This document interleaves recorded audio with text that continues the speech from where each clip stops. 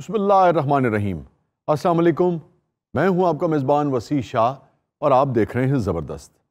ناظرین، ساحل لدھیانوی نے کہا تھا جنگ تو خود ہی ایک مسئلہ ہے، جنگ تو خود ہی ایک مسئلہ ہے، جنگ کیا مسئلوں کا حل دے گی۔ واہ واہ واہ۔ امن سے محبت کرنے والا کوئی بھی شخص دنیا کے کسی بھی خطے میں جنگ کی حمایت نہیں کر سکتا ہے۔ ہم بھی یوکرین میں چھڑ جانے والی جنگ کی شدید مذمت کرتے ہیں اور اسی حوالے سے گفتگو کرنے کے لیے ہمیں بہروپ نگر سے جوائن کیا ہے ولادیمیر پوٹن نے۔ ہیلو، بخشی صاحب کیسے ہو؟ ٹھیک ہو ویسے؟ اور نریندر مودی۔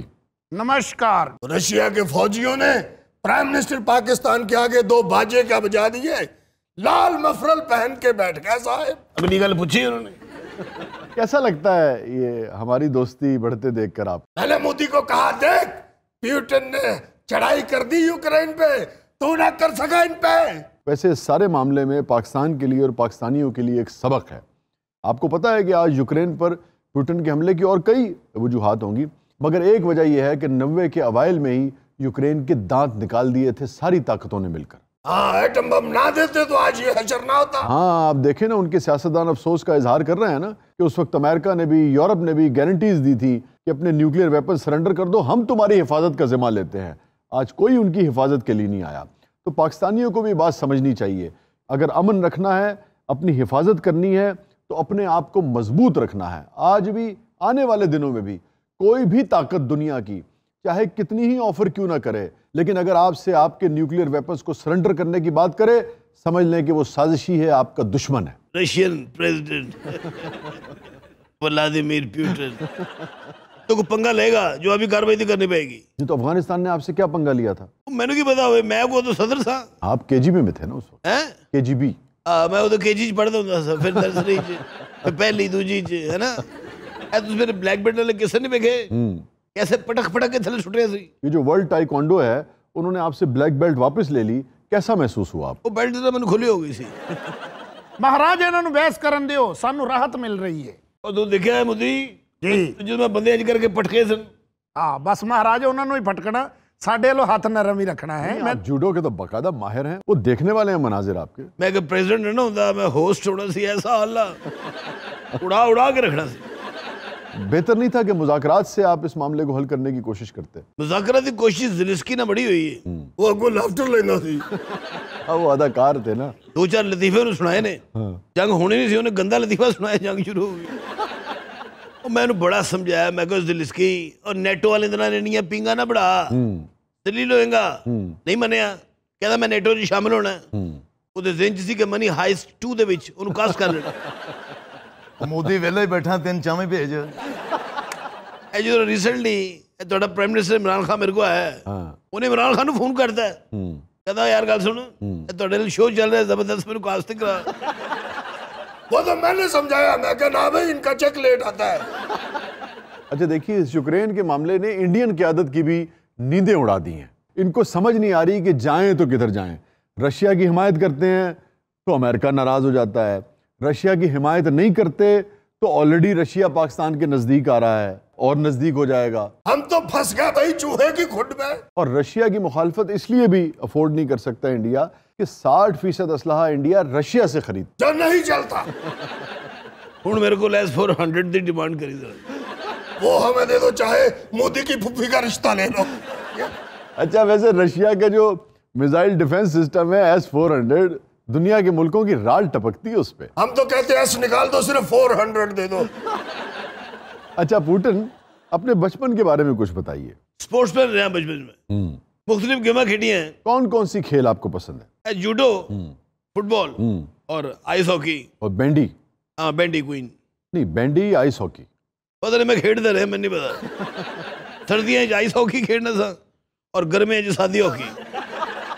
نہیں، آئس ہاکی اور بینڈی دونوں ملتی جلتی گیمز ہیں اور دونوں ہی ایک طرح سے یعنی کہ سردیوں میں کھیلی جاتی ہیں، کیونکہ دونوں کی دونوں رنک پر کھیلی جاتی ہیں، آؤ برف کے اوپر کھیلی جاتی ہے نا، آئس ہاکی بھی اور بینڈی بھی۔ یہ فرق کی ہے تو مجھے دیکھیے، بینڈی بال کے ساتھ کھیلی جاتی ہے، یہ آئس ہاکی یہ بھی بال نہیں کھیلی جاتی ہے؟ نہیں، کیرم بورڈ کی گیٹی نال کھیلی جاتی ہے۔ وہ کیرم بورڈ کی گیٹی تو نہیں، مگر اس سے ملتی جلتی ڈسک ہوتی ہے۔ آپ سمجھیں کہ کیرم بورڈ کا جو سٹرائکر ہے، اگر وہ 2-3 سٹرائکر آپ اکٹھے کر لیں، اس سائز کی ایک ڈسک ہوتی ہے، اسے پک کہتے ہیں۔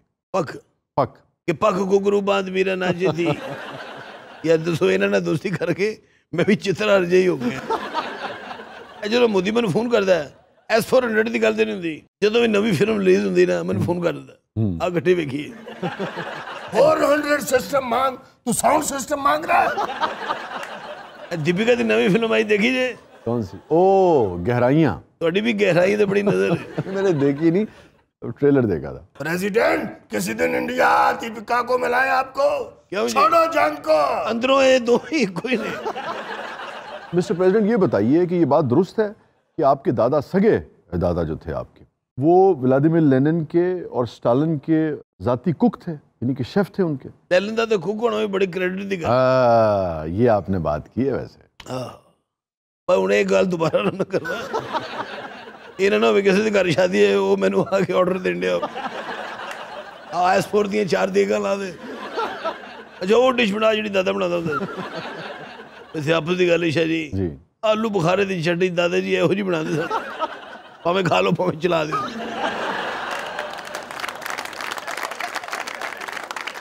مہاراج سید پور دے صدر نے کیوں جی ہے نا چھوٹی گل یہ وجہ تو میں عمران خان کو بلایا سی اچھا خان جو بھی ہے بندہ بڑا آنیسٹ 3 گھنٹے کی ملاقات میں کیا گفتگو ہوئی بڑی اہم گلاں ہوئی ہیں خان صاحب سے میں پوچھا میں کہا خان تو میرے دوست ہیں اور بڑا پیارا ہے کی کھانا ہی کہنا دادے دے ہاتھ دا جو بھی پکا کھواوے اس لیول پہ 3 گھنٹے بہت ہوتے ہیں کیا گفتگو ہوئی اور اس لیول پہ بھی 3 گھنٹے بہت ہوتے ہیں جلدی کریں مہاراج یہ جو گوادر تک آپ کو رسائی چاہیے جو گیس پائپ لائن ہے اس پر کو بات ہوئی ہو سی پیک میں شمولیت پہ کو بات ہوئی ہو نہیں میں خان صاحب نے پوچھا ہاں خان صاحب ہاں تھوڑا درزی کیڑا ہے بڑا اچھا سوٹ سوایا ہے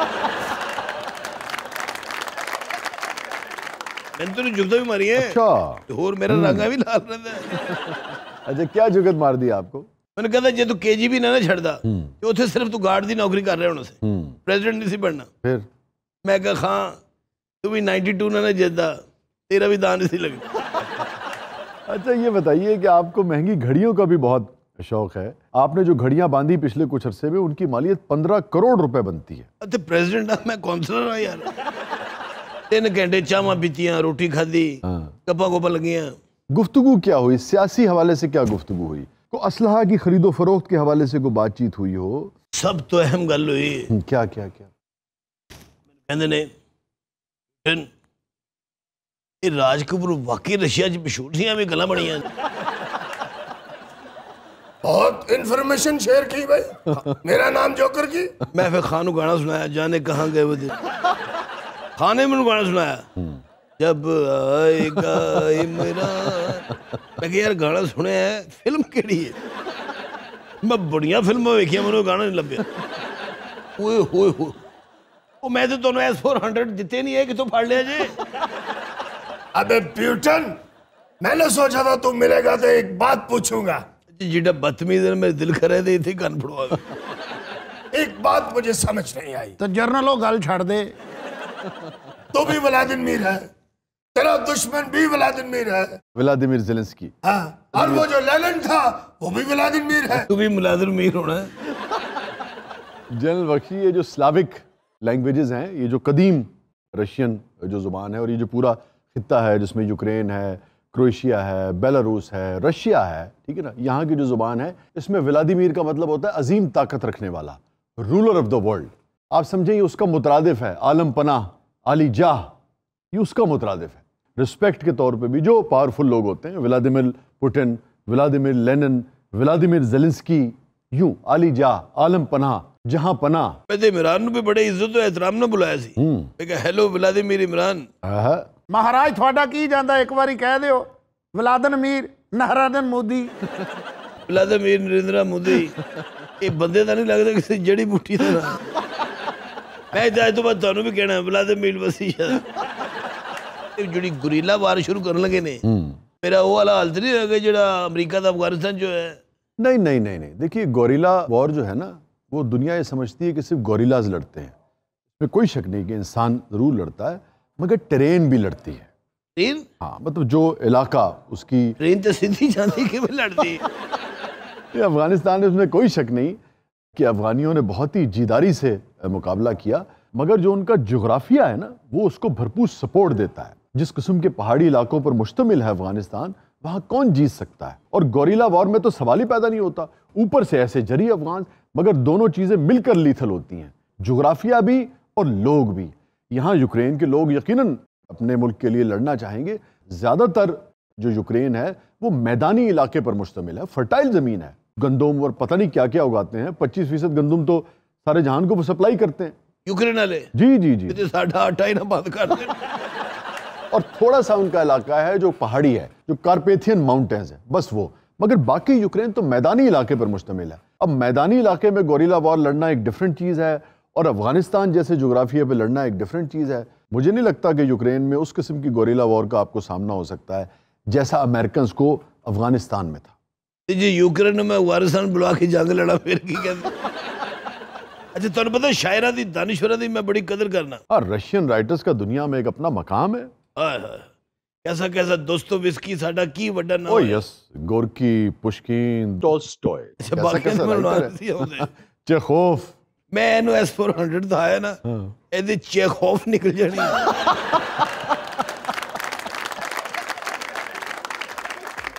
ناظرین stay with us، چھوٹے سے وقفے کے بعد واپس آتے ہیں، آپ دیکھ رہے ہیں زبردست۔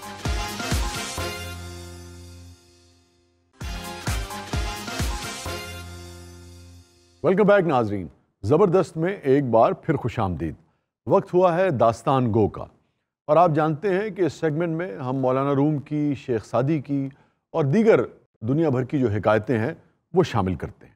آج میں آپ کے لیے ایک اندلسی حکایت لے کر آیا ہوں، اور یہ ان حکایتوں میں سے ہے جو ویسٹ میں بھی بڑی پاپولر ہیں۔ ایک ٹرک سفارتکار تھے H.G. ڈائٹ، انہوں نے اس حکایت کو اپنی کہانیوں کی کتاب سٹیمبول نائٹس میں شامل کر لیا۔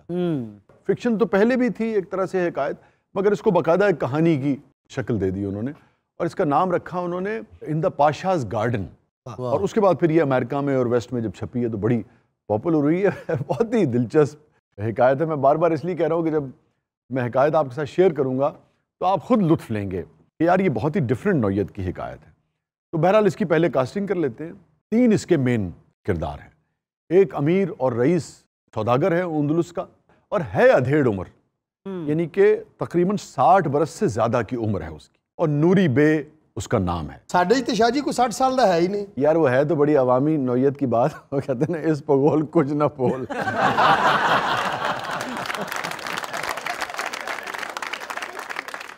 آپ نہیں ہیں 60 سال کے، مگر چلے یہ کردار آپ کر لیں، ٹھیک ہے نا۔ 60 سال کا امیر، عمر رسیدہ سوداگر ہو گئے طاہر صاحب۔ ایک ان کا ملازم ہے جو خاندانی ملازم ہے، وہ ہو گیا حامد۔ اور اس ادھیڑ عمر البانی تاجر کی ایک بیوی ہے جو اس سے آدھی عمر سے بھی کم کی ہے، جوان، وہ ہو گئی ماہم۔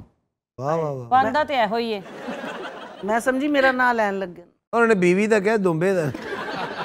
پاشا صاحب نے بھی کوئی رول دیو بیچارے نو۔ یہ انسانی کردار تو اس میں 3 ہی ہیں، مگر اس کے علاوہ ایک اور اس کہانی میں اہم شے ہے، یعنی کہ وہ بھی کریکٹر ہے ایک طرح سے، وہ ہے صندوق۔ صندوق او پاشا لک وسی مارا تیری ٹینڈ چیک میں لک وسی گولڈ سمتھ دیا سالیا۔ کہیں کیا کہہ رہے تھے آپ؟ پاشا تو مجھے ضرور کہتے ہیں، لیکن میں صندوق نہیں ہوں۔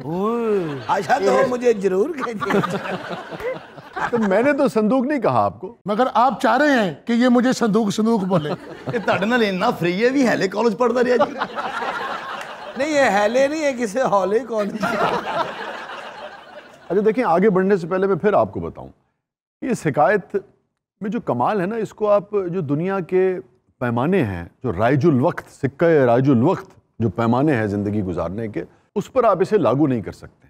مگر یہ بھی حقیقت ہے کہ بہت سارے معاملات میں زندگی بعض اوقات آپ کو لا کر ایسے دوراہے پہ کھڑا کر دیتی ہے جتے بندہ کھلوتا ہی رہ جاتا ہے، جہاں آگے ہی سے زیادہ بے خبری کی اہمیت ہوتی ہے۔ واہ واہ واہ، کیا کہنے، واہ واہ۔ اب وہ جس شام گھر آیا تو اس کا جو خاندانی ملازم تھا، یہ ذہن میں رکھیے کہ خاندانی ملازم اس کی بیوی سے بھی 20 سال پہلے سے اس تاجر کے ساتھ منسوب تھا۔ اس تاجر نے محسوس کیا کہ اس کا خاندانی ملازم کچھ بے چین ہے، کچھ پریشان ہے، تو اس نے اس سے دریافت کیا کہ بھئی کیا معاملہ ہے؟ اس نے کہا مجھے سمجھ نہیں آ رہی کہ میں آپ کو بتاؤں کہ نہ بتاؤں، بتاؤں گا تو جانے کیا انجام ہو۔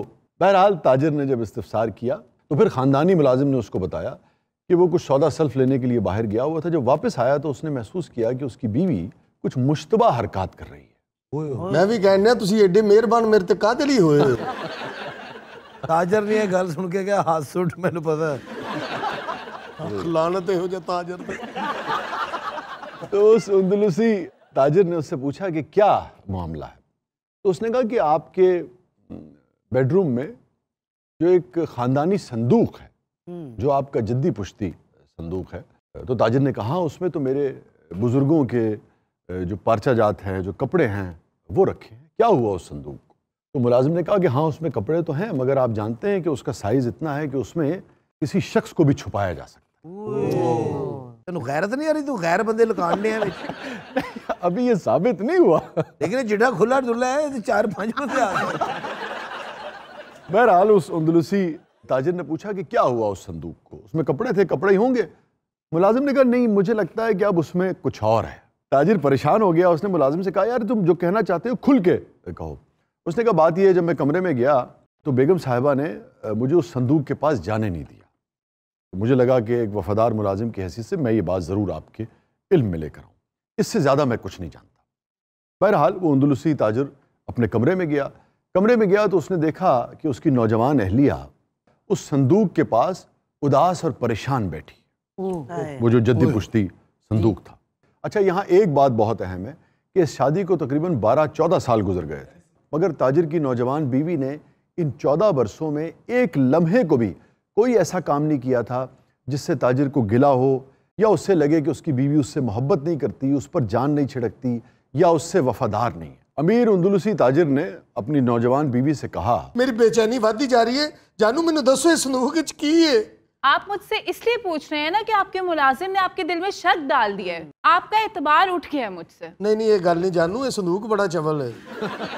یہی مکالمہ ہوا میاں بیوی کے درمیان، اور پھر اس تاجر نے کہا کہ بھئی تم ادھر ادھر کی باتیں کیوں کر رہی ہو؟ مجھے صندوق کھول کے دکھا دو کہ اس میں کیا ہے۔ یہ صندوق دے اوتے بیٹھ گئی، کہندی نہیں۔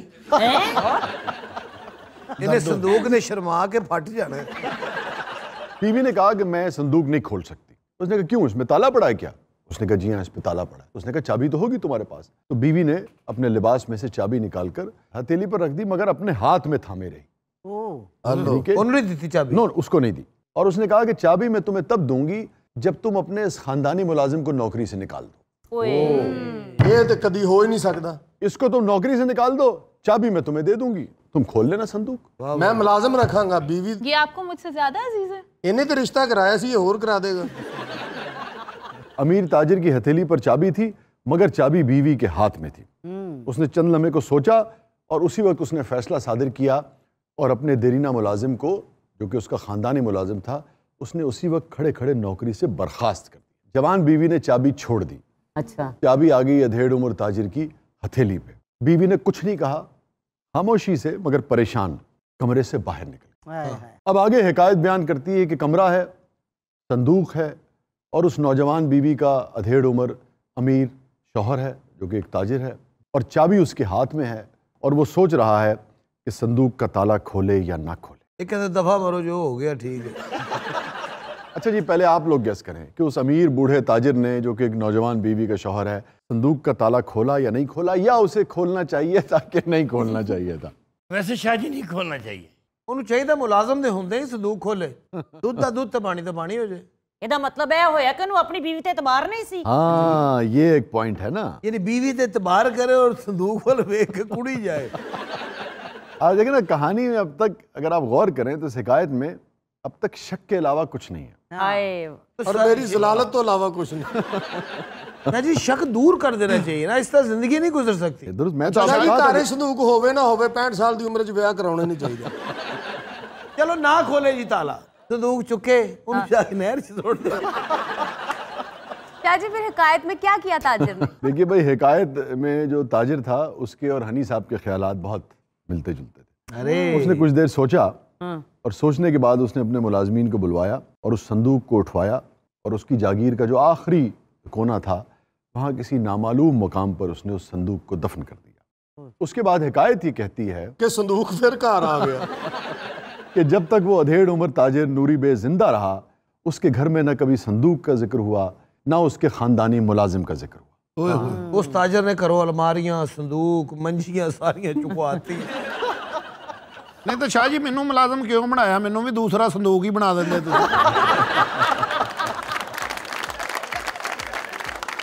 ناظرین چھوٹے سے وقفے کے بعد واپس آتے ہیں, آپ دیکھ رہے ہیں زبردست.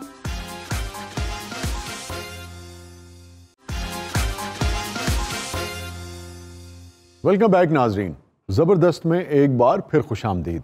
وقت ہوا ہے نیوز اینڈ وائرل ویڈیوز کے کولاج کا, اور پہلی خبر جو آج میں نے پروگرام میں شامل کی ہے وہ آئی ہے افریقہ سے. الجزائر سے خبر آئی ہے 3 افریقی مردوں نے خواتین کا روپ بدل کر اور دبئی جانے کی کوشش کی. باقاعدہ بہت زیادہ انہوں نے میک اپ کیا اور نقاب لے لیا اور لباس بھی ایسے پہن لیے, مگر الجزائر کے حکام کو شک ہو گیا ان پر. جب شک ہو گیا تو انہوں نے تینوں کو سائڈ پہ بلا لیا اور پھر تلاشی لی تو پتہ لگا کہ تینوں مرد ہیں اور خواتین بن کر دبئی جانے کی کوشش کر رہے ہیں. صفائی والا گروپ تھے یہ تینوں تو وہ ہو گئے نا جو روپ بدل کر جانے کی کوشش کر رہے ہیں. آپ کون ہیں؟ ایجنٹ ہے سر, ایجنٹ. میں انہوں نے بھیجا سی. اچھا جی جی یار, یہ اس کا ویسے اداس کر دینے والا پہلو ہے. یہ جو ہیومن ٹریفکنگ ہے, انسانی اسمگلنگ ہے, آپ ذرا سوچیے نا کہ پوری دنیا میں بلا مبالغہ کروڑہا لوگوں کی اسمگلنگ ہوتی ہے, کروڑہا افراد کی اسمگلنگ ہوتی ہے. صرف امریکہ میں اگر آپ جائیں تو آپ یہ دیکھیے کہ پچھلے سال صرف میکسیکو کا جو بارڈر تھا وہ کراس کرنے کی جن لوگوں نے کوشش کی اور انہیں ڈیٹین کیا گیا, ان کی تعداد تقریباً 17 لاکھ بنتی ہے. اچھا اپنے چہرے تو دکھائیں ذرا. لو جی دیکھ لو چہرے. انہوں نے چہرے دیکھ کے امیگریشن والے ایئرپورٹ چھڈ کے دوڑ گیا. آپ لوگ کیوں دبئی جانا چاہ رہے تھے؟ میں اونٹاں نوں سرما پاؤنا چاہنا اتنے جا کے. تمہارا اتنا قد ہی نہیں, کیسے ڈالو گے؟ میں پوڑی لا کے پا لاں گا. 10 بچے نے شاہ جی میرے, انہاں لئی روٹی رزق کماؤن لئی میں دبئی جا رہا سی. اور آپ؟ میرے جی 15 بچے نے. یہ پھڑی نہ جاندی تے 20-25 ہونے سر. اور آپ کیوں جانا چاہ رہے تھے؟ یہ تو بچے نہیں ہونے. نہیں جی نہیں, میرے 5 بچے نے جناب. 25 الجزائر سے جناب کوئی روزگار نہیں گا. میں سوچا چلو بچے لیے دبئی چلے جانے ہیں. اتنا گل کی تھی جناب, ایسے ایجنڈا نے سانو عورتاں بناتی ہے. کتنے پیسے میں طے ہوا تھا معاملہ؟ سب کچھ بیچ باج کے جناب انہوں دے دیتا ہے. بلینز آف ڈالرز کا کاروبار ہے یہ, بلینز آف ڈالرز. جناب روز دا 200 بندہ بھیجنا میں دبئی. انسانی اسمگلر جو ہے نا, ان کے پاس بے بہا پیسہ ہوتا ہے. اور اس میں جو المیہ ہے نا وہ یہ ہے کہ صرف لوگوں کو روزگار کے لیے نہیں بھیجا جاتا, پھر جسم فروشی کے لیے بچوں کو بھی بھیجا جاتا ہے. ٹین ایجرز بچے اس میں شامل ہوتے ہیں, بچیاں اس میں شامل ہوتی ہیں, چھوٹے چھوٹے بچے شامل ہوتے ہیں. تو بہت ہی کبھی اور خوفناک دھندا ہے جناب. جڑے پیسے نہیں دیندے کئیاں دے اسی گردے کڈ لی دے. ہاں دیکھیں اس سب کے پیچھے وجہ کیا ہے؟ اس سب کے پیچھے وجہ ایک ہی ہے, میجر وجہ جو ہے وہ غربت ہے. اب آپ دیکھیں, میں کل ایک تصویر دیکھ رہا تھا, اس نے بڑا اداس کر دیا مجھے, کہ افغانستان میں اپنی فیملیز کو فیڈ کرنے کے لیے بیچارے بہت سارے افغانی جو ہیں وہ اپنا گردہ بیچ رہے ہیں, بے شمار افغانی. اب میں دیکھ رہا تھا کہ اس کے اوپر بھی کوئی بات کرے نا, ان مردوں کے اوپر بھی جو اپنے بچوں کی, اپنی عورتوں کی حفاظت کے لیے, ان کی خوراک کے لیے اپنے گردے بیچ رہے ہیں, اس کی بھی تو ہمیں رسپیکٹ کرنی چاہیے نا. بہت اچھی بات ہے یہ عورت مارچ کے اوپر جب ہم بات کرتے ہیں, جتنے بھی حقوق ہیں خواتین کے وہ انہیں ملنے چاہیے, مگر میرے خیال میں اس کے لیے مرد سے نفرت کی ضرورت نہیں ہے. اور مرد نے بھی انسانی تاریخ میں جہاں بڑا بڑا جبر کیا ہے, ظلم کیا ہے عورت پر, اس میں کوئی شک نہیں, وہاں بڑی بڑی قربانی بھی دی ہے. کیا بات, اس قربانی کا بھی احترام کرنا چاہیے. میں نے آپ سے کہا نا وہ تصویر دیکھیں آپ افغانیوں کی, آپ کو مرد سے پیار ہو جائے گا یار. اور افغانی مرد نال پیار ہوگا. تیری شکل ہی گندی نہیں, تو گلاں بھی گندیاں کرنا. تو بات یہ ہے کہ مسوجنسٹ ہونا بہت بری بات ہے, مگر انسان کو مسینڈرسٹ بھی نہیں ہونا چاہیے. اگر عورت سے نفرت نہیں کرنی چاہیے تو مرد سے بھی نفرت نہیں کرنی چاہیے. بھائی نہ والے تے ویکھو ذرا. باجی میں پاگل ہوں. اچھا بھائی آپ کون ہیں؟ اسی دوویں وچ دبئی جانا چاہندے ہیں جی فن دی خدمت واسطے. میری زندگی چ بہت خالی پن ہے. میرے ساتھ دھوکا ہوا ہے. کس نے کیا آپ سے دھوکا؟ بس کوئی اجنبی تھا بے وفا. کہندی ہے بیچاری سرگودے دا سی. نہیں, اجنبی سے وفا کی امید کوئی کیسے رکھ سکتا ہے؟ اے ہر اجنبی کو وفا دی امید رکھ. وہ بندہ انہوں دھوکا بھی دے گیا, 200 ریال بھی دے گیا. مار مٹی تھی میں اس پہ. اور وہ بھی. تو آپ دبئی جا کے کیا کریں گی؟ میں اپنی کلا کو جلا بخشوں گی. اچھا تھانوں پتہ ہے ساڈے پنڈ چ جڑی بکری 10 بچے دے دے نا, اونوں او جے کپڑے پاون دے. اب اپنی کلا کے بارے میں تو کچھ بتائیے. ہائے دیوانے ہیں لوگ میری کلا کے. ਇਹ ਦੁਬਈ ਜਾ ਕੇ ਨਾ ਲੋਕਾਂ ਨੂੰ ਗਲਤ ਹਰਕਤਾਂ ਤੋਂ ਮੋੜਨਾ ਚਾਹੁੰਦਾ. ਖਾਲੇ ਤੁਸੀਂ ਵੀ ਆਪਣੇ ਬਾਰੇ ਕੋਈ ਗੱਲ ਦੱਸੋ. ਕੀ ਦੱਸਾਂ ਤੁਹਾਨੂੰ 15 ਬੱਚੇ ਨੇ ਮੇਰੀ ਬੀਵੀ ਨੇ ਮੈਨੂੰ ਰੋ ਰੋ ਕੇ ਟੋਰਿਆ ਸੀ ਇਹਦੇ ਨਾਲ ਆ ਜਿਹੜਾ ਕਿ ਹੁਣ ਚਲਾ ਜਾ ਨਹੀਂ ਤੇ ਸੋਹਣਾ ਹੋ ਜਾ. अच्छा आपने क्या सोचा था दुबई में जाके आप क्या काम करेंगे? जी मैंने सोचा था दुबई जाके ऊँटों की मालिश करूंगा. ਇਹਨੇ ਇੱਕ ਲੰਗੜੇ ਊਂਠ ਦੀ ਮਾਲਿਸ਼ ਕੀਤੀ ਉਹਦੀ ਲੱਤ ਠੀਕ ਹੋ ਗਈ ਉਹਨੇ ਉਹਨੂੰ ਲੱਤ ਮਾਰ. नहीं तो ये बाकायदा एक काम है, एक प्रोफेशन है, आपको महारत है इसमें. बड़े बड़े ऊँटों का मैंने पसीना निकाल दिया है मालिश करके. ਇਹਨੇ ਇੱਕ ਪੱਥਰ ਦੇ ਊਂਠ ਦੀ ਮਾਲਿਸ਼ ਕੀਤੀ ਉਹ ਪਸੀਨੋ ਪਸੀਨ ਹੋ ਗਿਆ. शाह जी ये जो आप ह्यूमन ट्रैफिकिंग का जिक्र कर रहे हैं, पाकिस्तान से कितने लोग स्मगल होते हैं? देखिए जो सरकारी आदादोशुमार है वो तो ये कहते हैं कि सिर्फ सिंध और पंजाब से एवरेज हर साल 20,000 के करीब लोग जो हैं उनकी स्मगलिंग होती है. मगर द न्यूज़ की एक रिपोर्ट मुझे याद आ रही है, उसमें जो गैर सरकारी ज़राए हैं उनका ये कहना है कि सालाना तकरीबन 3 लाख के करीब लोगों की इंसानी स्मगलिंग होती है. जनाब ਤੁਹਾਡੀ ਗੱਡੀ ਦੀ ਡਿੱਗੀ ਐਡੀ ਕੋ ਹੈ ਮੈਂ ਤਾਂ 30 ਬੰਦੇ ਵਾੜ के ले जाना जी. बिल्कुल यही होता है. अभी जैसे मैंने यूके का आपको बताया कि वो जो ट्रक का रेफ्रिजरेटर था उसमें 30 से ज़्यादा लोग बेचारे हलाक हो गए. इसी तरह एक और लॉरी पिछले साल यूके में पकड़ी गई थी, अगेन उसमें 30-35 के करीब अफराद थे जिसमें से 3 कमसिन बच्चे भी थे. 12 साल उनकी उम्र होगी. वो बच्चे भी? जी वो बच्चे भी थे. अब वो जाके कोई नौकरी थोड़ी करेंगे, उनके साथ जिस्मानी इस्तेसाल किया जाएगा. पूरी दुनिया में जो कुछ होता है. और यूरोप इसकी बहुत बड़ी मंडी है, मुहज़्ज़ब ममालिक इसकी बहुत बड़ी मंडी है. जनाब मैं शरीफ स्मगलर हाँ. अच्छा मैं उन्होंने संडे को स्मगल करना जिन्होंने घर दे उन्होंने पसंद नहीं करना. अच्छा तुमने क्या करना था भाई दुबई जाके? खबीज कहना मैं शुरता भर्ती हूँ. बताओ भाई क्या सोचा था, क्या करोगे वहाँ? ਉਹ ਸ਼ਾਹ ਜੀ ਮੈਂ ਉੱਥੇ ਕੋਈ ਰੋਜ਼ਗਾਰ ਲਈ ਨਹੀਂ ਸੀ ਜਾ ਰਿਹਾ, ਮੈਂ ਤੇ ਆਪਣੀ ਬੀਵੀ ਤੋਂ ਡਰਦਾ ਮਾਰਾ ਉੱਥੇ ਚਲਾ ਗਿਆ. और एडा बदकिस्मत बीवी तो पहलों उत्थे पहुंची सी. कहते फड़िया ने जाना बीवी ने रिसीव करना. यार तुम लोग दुबई चले जाते, बीवी बच्चे याद नहीं आने थे? नहीं जी उन्होंने तो बंदा फिर आके पूछ लेंदा की हाल है. शाह जी रोजगार के सिलसिले में मैं भी परदेश गया था. ओहो कितने अरसे बाहर रहे आप? शाह जी मैं तकरीबन 10 साल से. मुश्किल होता होगा बच्चों के बगैर पूरा साल रहना अलग? नहीं इनके लिए मुश्किल था, बच्चों के लिए बड़ा आसान था. नहीं शाह जी बड़ी मेहनत की सर, और फिर घर बना सर, फिर गाड़ी ली सर. अच्छा ये भी इसका अलमी है, बाज़ औक़ात लोग बाहर जाते हैं उनके मकान तो बन जाते हैं, घर टूट जाता है. इनका मकान भी टूट गया.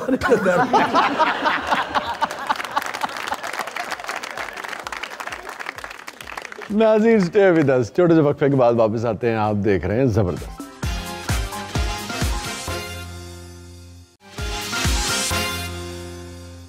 वेलकम बैक नाज़रीन. ज़बरदस्त में एक बार फिर खुशामदीद.